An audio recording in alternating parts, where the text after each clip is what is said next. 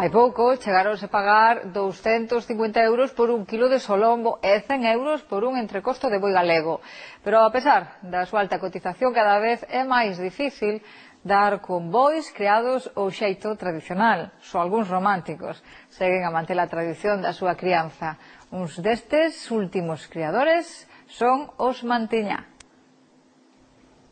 É unha imaxe difícil de ver xa no agro galego.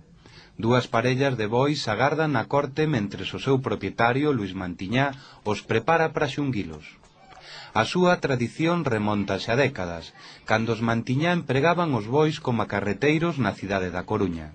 Desprazados polo avance da cidade, trasladáronse cos seus bois ata a parroquia de Bizoño, no concello coruñés de Abegondo. Luís é un apaixoado destes animais e por iso segue criando estes espectaculares exemplares máis por afición que na busca dun aproveitamento económico. Para facerse con eles tivo que ir buscalos ata Portugal, a zona de Braga, porque en Galicia xa é moi difícil, por non dicir imposible, atopar animais destas características. Estes teñen tres anos e medio e viñeron de Portugal hai 4 anos, ou 4 meses que viñeron. E aquí están moi tranquilos, moi mansiños.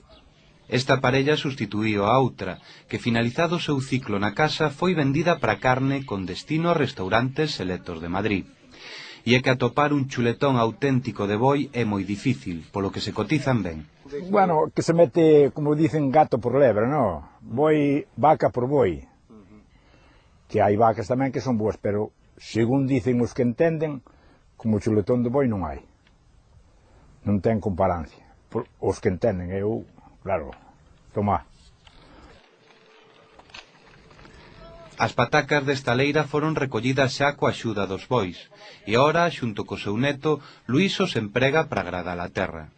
Só cultivan para autoconsumo, polo que non teñen moita superficie, pero cando pode, a Luís góstalle sacar a traballar os bois.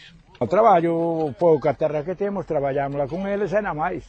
É pouco. Para uns bois debía ser andar a algo todos os días, pero ten que ter espacio. Tempo sí que o teño, pero se non hai donde non vou arar a terra 4 ou 5 veces. Boa parte deste traballo é para a mantenza dos propios animais. Sácanse a pacer e aliméntanse con erva seca e fariña do millo que cultivan na casa. Esta combinación de dieta natural e exercicio é a que lle confira as cualidades que fan tan cotizada a carne de boi. Pero os Mantiñá non os crían por este rendemento, senón por afición. O día a día dos bois é moi bonito. O sea, ten que tirar xa cousa, pero é moi bonito. Canto máis días pasas en estando con eles, máis a gusto estás. Como te salgan comedores e eso, pois e fieles tamén, teñen que ser, non? Dá gusto. Canto máis estás con eles, máis te gusta. E como é máis? De seguido quedan na compañía do Galicia Noticias. A revista hoxe remata así. Gocen do que queda do día. Chao.